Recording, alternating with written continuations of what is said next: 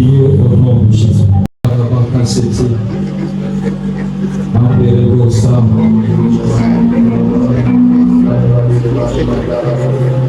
Dis à Dieu merci. Dis à Dieu merci. Shamarabaya Seigneur Bakasi. Shamarabaya Mandarabaya Bakasi. Shamarabaya Sandarabaya. Montre la prière. Montre la présence de Dieu. Yes.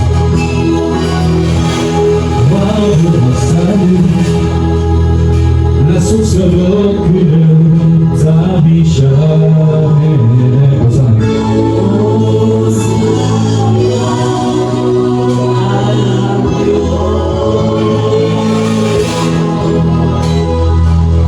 Roi de mon salut, la source de l'aucune ta vie jamais.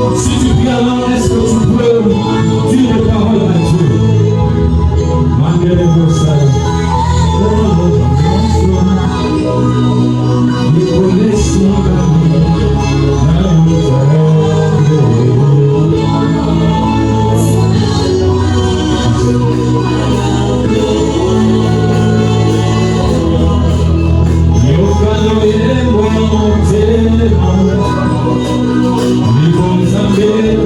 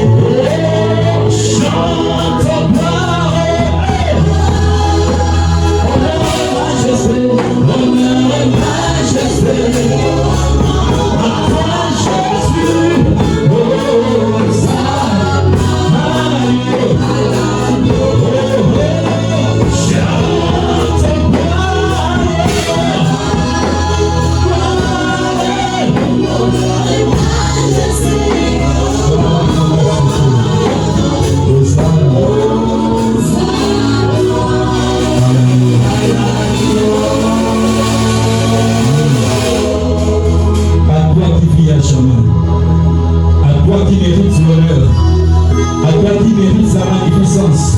Nous t'acclamons ce matin. Nous poussons le cri de joie. Parce que tu es présent en ce lieu. Est-ce que vous avez la grande émotion? Ah, bien-aimé, poussez le cri de joie. Est-ce que quelqu'un peut crier Alléluia au nom de Jésus? Oh, pendant que tu pousses le cri de joie, tu es guéri de ta maladie. Pendant que tu acclames le Seigneur, tu es devant le mariage. Pendant que tu acclames le Seigneur, tu es devant les enfants. Pendant que tu acclames le Seigneur, le ciel s'ouvre sur ta vie. Pendant que tu acclames le Seigneur, la maladie est répartie. Je vois la maladie est répartie. Je vois le soleil est réparti. Je vois. La tuberculose est répartie. Est-ce que quelqu'un a acclamé Jésus de son cœur? Acclamez Jésus, acclamez Jésus. Il est le roi des rois. Il est le vainqueur. Celui qui est sur la droite du Père. Il mérite l'honneur et la magnificence. Pendant que tu acclames ce matin, le chant prophétique de l'Église. Pendant que tu acclames ce matin, le ciel s'ouvre, ton esprit s'ouvre. Je veux commencer à te parler. Amen.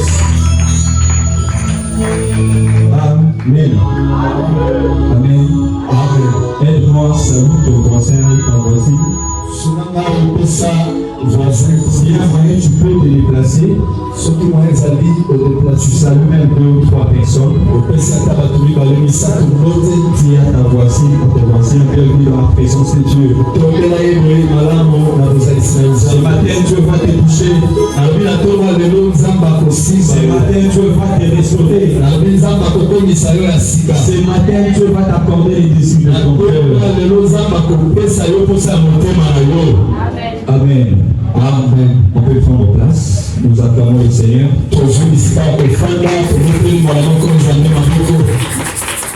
Que Dieu soit béni. Amen. Amen. On peut s'élever s'il vous plaît. Voilà chapitre 3, verset 18. On va lire 3 versions de la Bible. On va lire la version Louis II, la version français courant, Darby et la version parole de vie. Amen. Malachie chapitre 3, verset 18.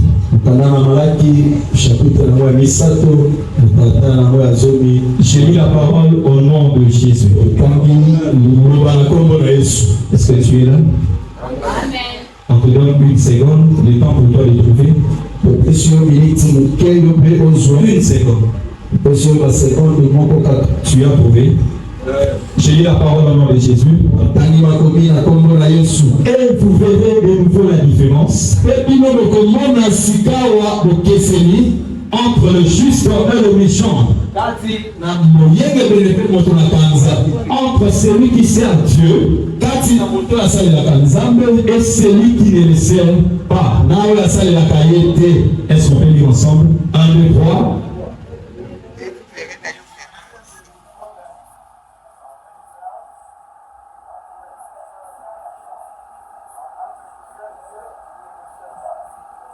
Amen. Prenons la direction Darby. Alors, vous reviendrez et vous verrez la différence. Vous allez remarquer dans la version français courant de Louis II, on a parlé de... On a utilisé le verbe voir, n'est-ce pas?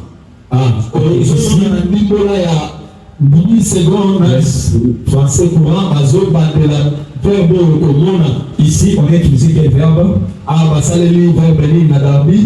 faire. Alléluia. Je réponds. Alors vous reviendrez. Et vous ferez la différence entre le juste et le méchant.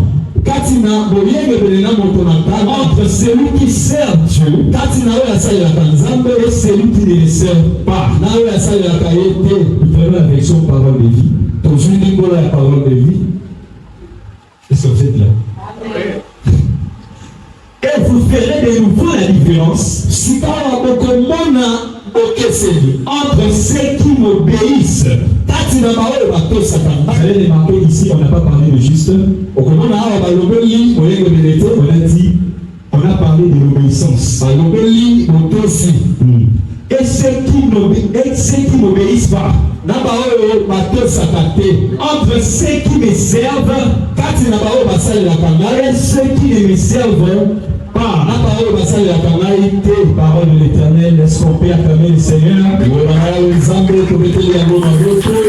Prends place. Je te rappelle que tu es dans un bon endroit. Tu es dans la présence de Dieu. Et lorsque tu te retrouves dans la présence de Dieu, tout peut arriver. Ce que quelqu'un me comprend. Si ton cœur est disposé, je sais pourquoi je parle de cela. Il y a des gens qui viennent à l'église, ils laissent leur conscience à la maison. Pendant qu'on prêche ici, tu penses à tes enfants, tu penses à ton travail, tu penses à tes affaires. Et la raison pour laquelle plusieurs viennent dans la présence de Dieu, ils rentrent la même personne. Pourquoi? Parce qu'ils ne sont pas concentrés. Je te donne un conseil ce matin. Sois concentré. Dis à ton voisin, sois concentré. Parce que dans la présence de Dieu, tout peut arriver. Alléluia. Amen. Et vous verrez de nouveau la différence. Alors, lorsque Dieu nous donne des messages, il nous donne des messages pour un but. La prédication ne vient pas pour nous ennuyer. Elle vient pour nous édifier. Sache que par rapport à ta vie, Dieu ce matin a profité ce genre de prédication pour apporter quelque chose de nouveau dans ta vie. Pour laquelle tu dois me suivre religieusement. Concentré. Chaque parole qui sortira ce matin va changer l'histoire de ta vie. Alléluia. Amen. Alors, c'est pas le but de cette prédication. La première des choses, nous allons répondre aux préoccupations les plus répandues dans le milieu chrétien.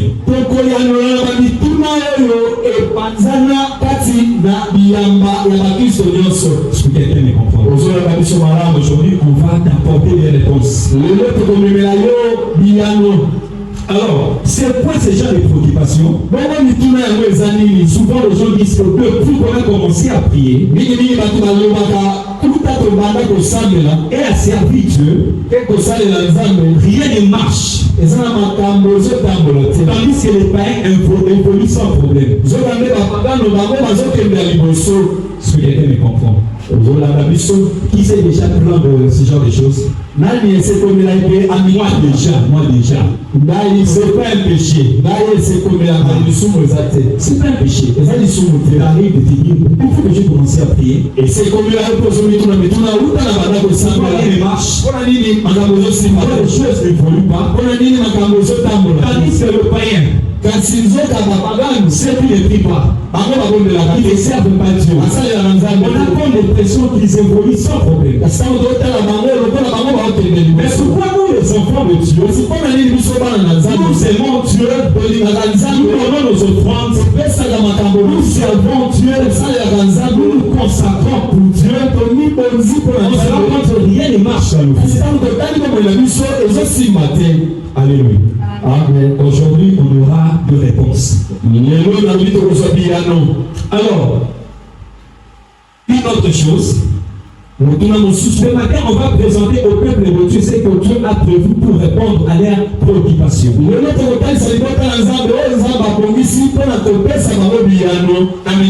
toutes les questions, il y a une réponse.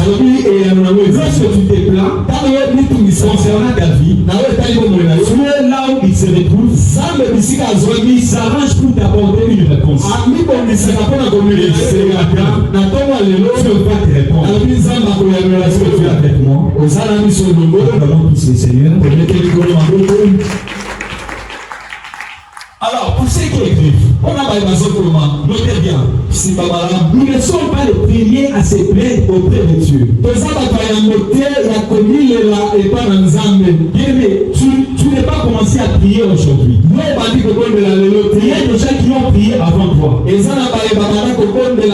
gens qui ont cherché Dieu avant toi. Il y a des gens qui ont gêné avant toi. Donc nous ne sommes pas les premiers à se plaindre. Même à l'époque de Malachie, et aussi ont voulu savoir les choses par rapport à leur vie.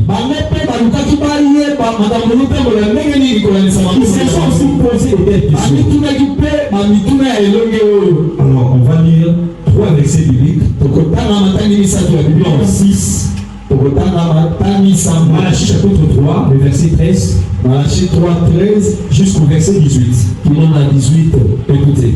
Dieu dit, vos paroles sont rudes. Ici, c'est Dieu qui parle. Il dit à son peuple, il dit, vos paroles sont rudes. Je me suis bâti pour chercher la définition de ce concept rude.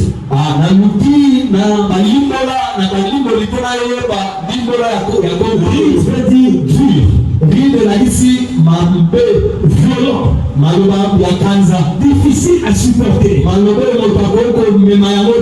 rigoureuse, choquante. Imaginez, Dieu dit, vos paroles sont choquantes.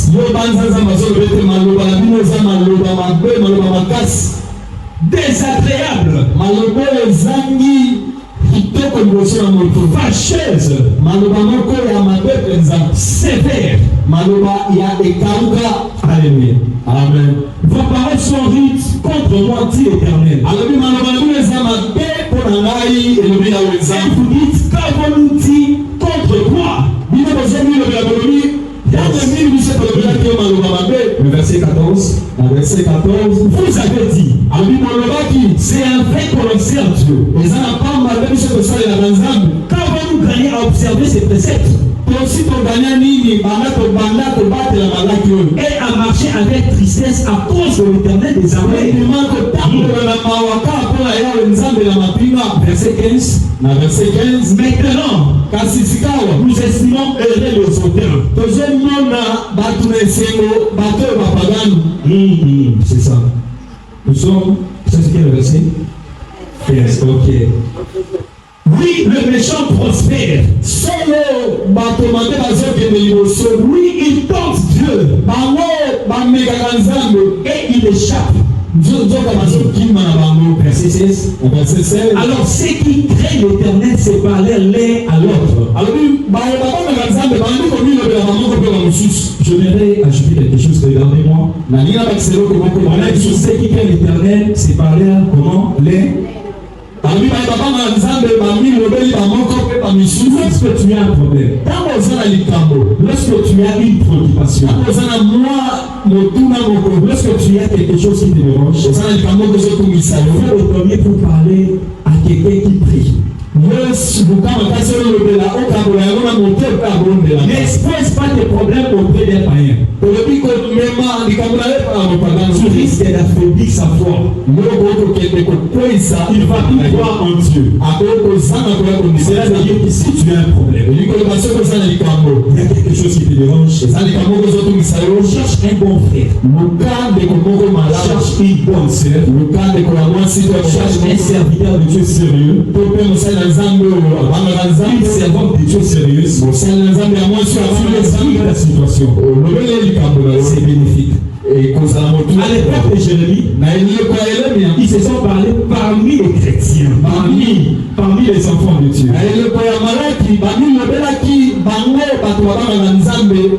On continue la lecture. Alors, ceux qui craignent l'Éternel se parlèrent l'un à l'autre. L'Éternel fut attentif. Mais lorsque tu pleures, lorsque tu te plains pour ta vie, sois attentif pour écouter tes problèmes. Que personne ne te trompe. Lorsque tu pries, lorsque tu verses l'âme, reste attentif. L'Éternel fut attentif. Et il écouta. Écoutez. Et un livre de souvenirs fut écrit devant lui. Pour ceux qui craignent l'Éternel et qui honorent son nom. Entre parenthèses, tout ce que tu fais pour Dieu, que ce soit le fait de servir Dieu, de chanter à l'église, de balayer, tes offrandes que tu donnes au Seigneur, tout ce que tu fais ici à l'église. Il y a un livre quelque part. Auprès de Dieu, il écrit toutes nos œuvres. C'est ce que je parle à quelqu'un. J'aimerais encourager quelqu'un. Tu voulais t'affaiblir. Il y a des gens qui attendent de servir Dieu à cause des autres. Il y a un livre quelque part. On écrit toutes tes œuvres. Alléluia. Amen. L'Éternel fut attentif. Et il écouta. Un livre de souvenirs fut écrit devant lui. Pour ceux qui les craignent et qui honorent son nom. Verset 17. Ils seront à moi. Dit l'Éternel des armées. Tu appartiens à Dieu. Dieu, tu appartiens à Dieu. Donc, vous voulez quitter. Et vous voulez quitter. D'ailleurs, au GDP. Amen. Alors, je répète. Ils seront à moi. Dit l'Éternel des armées. Ils m'appartiendront.